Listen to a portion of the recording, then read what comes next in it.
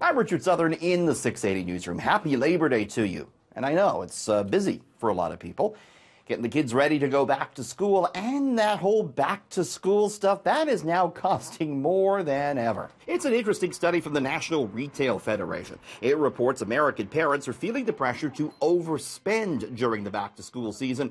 Families with kids in elementary and high school plan to shell out, get this, just over 900 Canadian bucks on back to school this year. Wow, that's up $12 from last year. So what's on the shopping list? Clothes and accessories top the list, followed by electronics, computers, calculators, and phones. That's really what pushes up these back to school costs these days.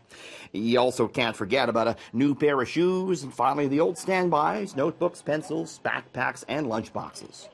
Of course, going back to school means getting up earlier for both kids and parents, and that might mean you're going to need a few extra cups of coffee. But a new study finds that might not be a bad thing at all. The study out of Britain looked at roughly 500,000 adults. It found Java lovers could actually end up living longer. Researchers tracked the habits of coffee drinkers and non-coffee drinkers, then checked up on them over the next 10 years. Turns out coffee drinkers were 10 to 15% less likely to die over that decade. It didn't seem to matter how many cups of coffee were consumed or the type of Java. Despite these results, experts also say you shouldn't start drinking coffee or upping your intake purely for medical reasons.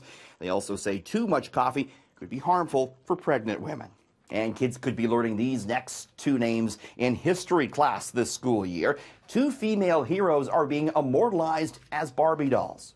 Mattel is selling new dolls honoring Rosa Parks and Sally Ride. Parks was an American activist known as the mother of modern civil rights.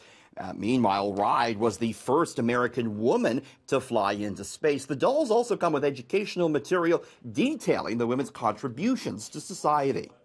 The new dolls are part of Mattel's Aspiring Women collection, which also features Amelia Earhart and Katherine Johnson.